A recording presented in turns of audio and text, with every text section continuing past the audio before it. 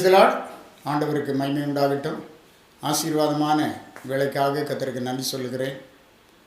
ஆண்டவர் நம்மை ஆசீர்வதிக்கிற தேவன். நம்மை ஆசீர்வதிப்பது தான் ஆண்டவருக்கு பிரியமான காரியம் என்று பார்க்கிறோம்.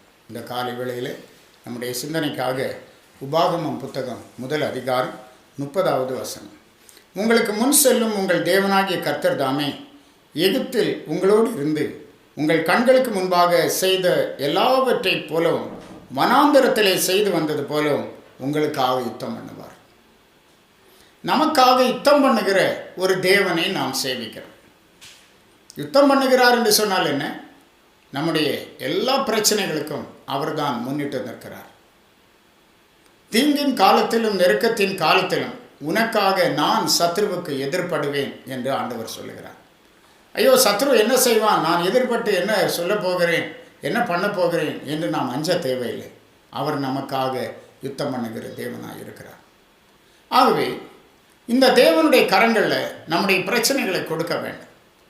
நம்முடைய பிரச்சனைகள் நமக்குரியதல்ல, அதெல்லாம் தேவனுக்குரியது. அவர் பார்த்து கொள்வார். அவர் எல்லாவற்றையும் செய்கிற தேவன் என்று பார்க்கிறோம். அவர் நமக்காக யுத்தம் பண்ணுகிற தேவனாக இருக்கிறார். யோசுவாவின் புத்தகத்திலே படிக்கிறோம். 23ஆம் அதிகாரம் 3வது வசனத்தில், உங்கள் தேவனாகிய கர்த்தர் உங்களுக்கு முன்பாக இந்த சகல ஜாதிகளுக்கும் செய்த யாவையும் நீங்கள் கண்டீர்கள். உங்கள் தேவனாகிய கர்த்தர் தாமே உங்களுக்காக யுத்தம் பண்ணினார்.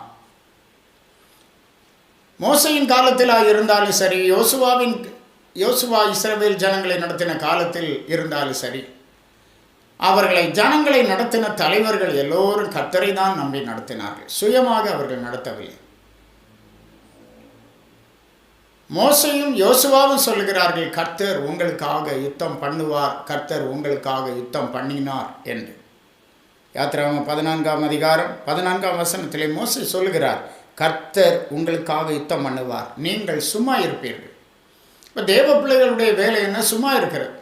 கர்த்தரை துதித்து கொண்டிருந்தாலே போதும், கர்த்தரை ஸ்தோத்தரித்து கொண்டிருந்தாலே போதும். அவர் நமக்காக யுத்தம் பண்ணி ஜெயக்கொடி ஏற்றுகிற தேவனாக இருக்கிறார். இந்த காலை நேரத்திலும் கூட நீங்கள் பயப்படுகிற அல்லது உங்களுக்கு முன்பாக நிற்கிற பிரச்சனை எதுவாக இருந்தால் அந்த பிரச்சனையை முன்னிட்டு நீங்கள் கவலைப்பட தேவையில்லை. அதை கர்த்தருடைய கரங்களில் கொடுங்கள். அவர் உங்களுக்காக யுத்தம் பண்ணுவார்.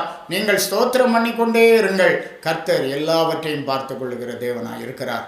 உங்களை வெட்கப்படுத்த மாட்டார், உங்களை பலப்படுத்துவார், மேன்மையாக வைக்கிற தேவன் என்று பார்க்கிறோம்.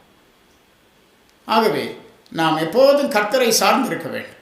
ஆண்டவருடைய வருத்தப்பட்டு பாரம் சுமக்கிறவர்களே, நீங்கள் எல்லாரும் என்னிடத்தில் வாருங்கள், நான் உங்களுக்கு இளைப்பாறுதல் தருவேன் என்று ஆண்டவர் சொல்லுகிறார். அவரிடத்திலிருந்து இளைப்பாறுதலை பெற்று அவருக்காக வாழுவோம். கர்த்தர் நம்மை ஆசீர்வதிப்பாராக. ஜெபிப்போம். கிருபை இரக்கம் நிறைந்த நல்ல ஆண்டவரே, நாங்கள் துதிக்கிறோம். இந்த அருமையான நேரத்துக்காக நன்றி சொல்லுகிறோம்.